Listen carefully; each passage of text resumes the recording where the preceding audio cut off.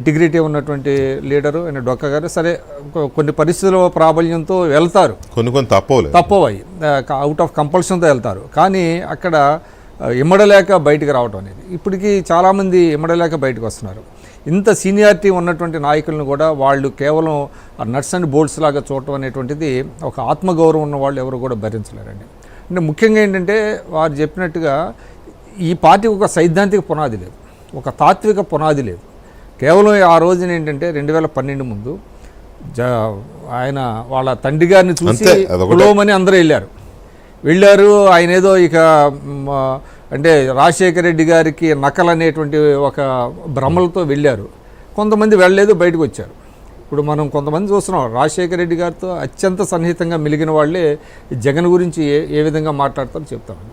అంటే గతంలో కనీసం ఈ సైద్ధాంతిక పునాది, తాత్విక పునాది, ఒక విధానాలు లేకపోయినప్పటికీ మంచితనం అన్న ఉండాలి కనీసం. ఎందుకంటే గతంలో కొన్ని పార్టీలు పెట్టి తీసేసిన వాళ్ళు వ్యక్తిగతంగా మంచి వాళ్ళు అయినప్పుడు కూడా కొంతమంది కొంత బేరు చేశారు. ఆ మంచితనం లేదు, ఒక ఫ్యూడల్ మనస్తత్వం, ఎవరిని కలవలేకపోవడం. ఇప్పుడు ఆయనకేమో ప్రత్యక్ష అనుభవం, మనం కూడా కొంతమందితో మాట్లాడుతూ ఉంటాం కదా, వాళ్ళు మనతో చెప్తా ఉంటారు అక్కడ జరిగేటువంటి విధానాలు.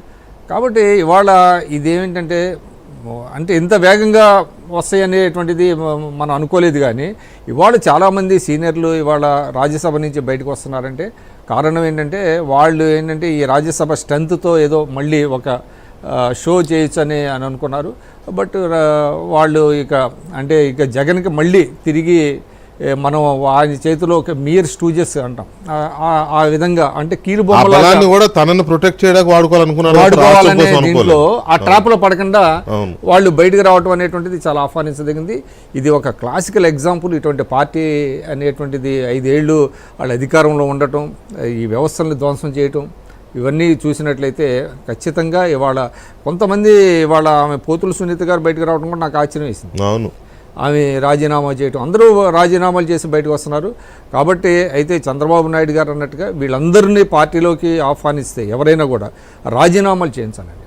ఎందుకంటే ఎస్పెషల్లీ వాళ్ళ తెలుగుదేశం 5 ఏళ్ళు వాళ్ళు ఫైట్ చేశారు, నేతలందరూ కూడా ఫైట్ చేసి పార్టీని మళ్ళీ తిరిగి అధికారంలోకి రావడంలో చాలామంది కృషి ఉన్నది.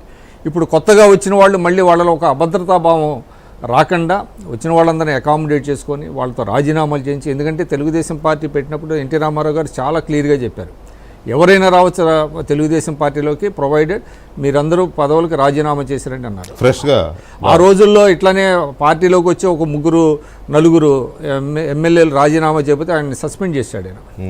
ఆదేయ సత్యన్న వాళ్ళందరినీ సస్పెండ్ చేశారు. అందుకని ఇవాళ తెలుగుదేశం పార్టీలోకి వెళ్ళినా భారతీయ జనతా పార్టీలోకి వెళ్ళినా వాళ్ళందరితో రాజీనామాలు చేయించాలి.